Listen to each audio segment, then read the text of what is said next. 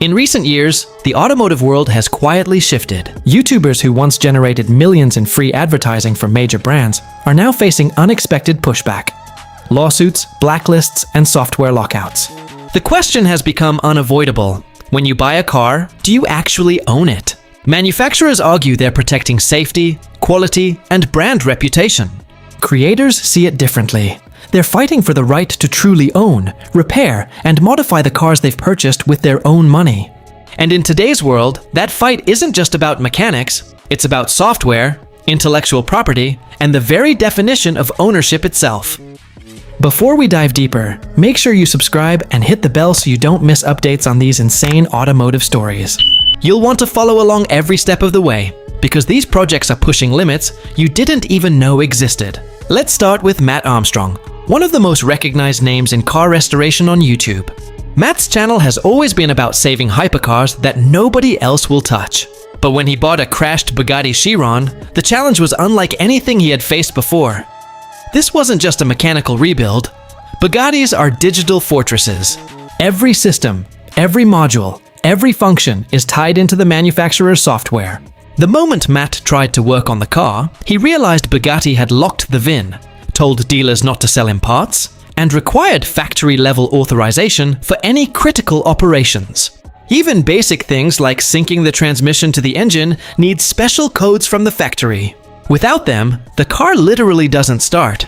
It's $1 million paperweight. The official solution? Send it to France for a full restoration. That would cost a fortune and take months. But Mat didn't buy the car to give it back. He bought it to prove a point. Even rare, digitally locked supercars can be restored with skill, patience, and determination. Mat had seen this before with the Aston Martin DB12. Crashed at just 39 miles, the car went to salvage. Even after he rebuilt it, the DB12 wouldn't start. A digital crash event blocked the engine entirely. Only the dealer could reauthorize it. This pattern is clear. Hardware can be rebuilt, but software can deny access to ownership. Mat's story isn't just about fixing cars. It's about pushing back against systems that try to control ownership digitally. Right after Mat, we have Tavarish, another YouTube creator who takes on the impossible. Tavarish is famous for tackling cars most people wouldn't touch. One of his most extreme projects was a flooded McLaren P1 after Hurricane Ian. On paper, it's $1 million hypercar, one of only 375 ever made. Restoring the car physically was already monumental. The carbon fiber tub, hybrid powertrain, and delicate electronics all had to be repaired with extreme precision. But the real challenge wasn't physical, it was software. McLaren's hybrid and engine management systems are completely restricted. Critical steps, like waking up the hybrid battery or recalibrating the powertrain, require factory-level tools and codes. Without them, the car couldn't charge, couldn't start, and couldn't function. Tavarish even considered removing the hybrid system entirely, just to make it operational. That shows how extreme software restrictions have become. Tavarish's experience highlights a growing reality. In today's automotive world, ownership extends far beyond the key and the title. Even if you have the skill and resources to repair a car physically, the software can block you entirely. This is what makes creators like Mat Armstrong and Tavarish pioneers. They're pushing back against the digital gatekeepers of car ownership. Meanwhile, other creators face very different challenges. Whistling Diesel went viral for burning a Ferrari F8 Tributo in a cornfield. Millions watched the fire spread, and the video blew up online. But months later, he was arrested on felony tax charges related to the car's registration. Whether Ferrari influenced the timing is unknown, but the message was clear. Publicly destroying a brand's car can have serious consequences. Whistling Diesel's case reminds us that brands, governments, and legal authorities are all closely watching creators. Stradman, famous for flipping exotic cars, also ran into problems. Brands like Ferrari and Lamborghini preferred to sell rare models to longtime collectors. Stradman's fast flips generated massive YouTube content, but brands quietly blacklisted him from future allocations, especially for limited run models.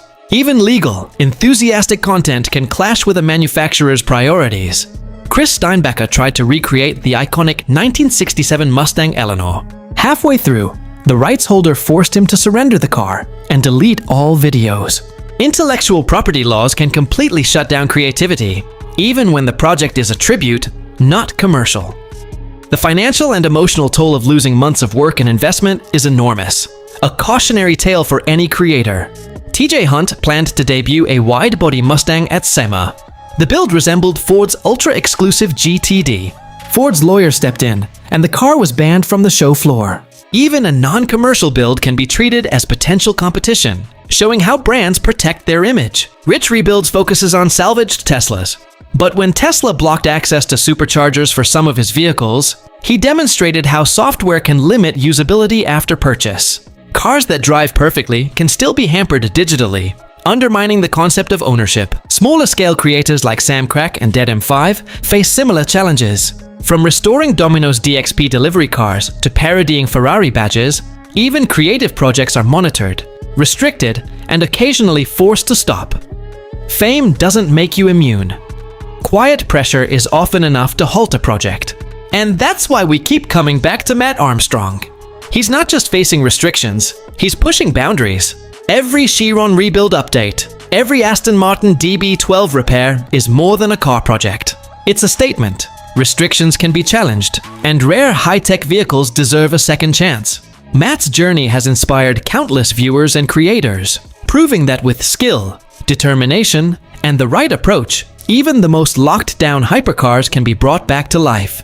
At the same time, creators like Tavarish show that the barriers remain real and often frustrating, reinforcing the idea that ownership in today's car world is more complicated than ever. The physical rebuild is only part of the story. The digital control, manufacturer policies, legal boundaries, and software restrictions all play a role. The bigger picture? Every modern hypercar, exotic, or even mainstream vehicle is increasingly software-driven. Buying a car no longer guarantees full control. Even million-dollar machines can be digitally immobilized, parts restricted, or access denied. And as creators push back publicly, brands are forced to respond, quietly or aggressively. So next time you buy a car, ask yourself, do you truly own it? Or are you just following the manufacturer's rules? If you want to follow Mat Armstrong's Chiron rebuild, Tavarish's extreme projects, and all the behind-the-scenes battles between creators and manufacturers, subscribe and hit the notification bell. You won't want to miss the next update, because the future of car ownership is being rewritten right now.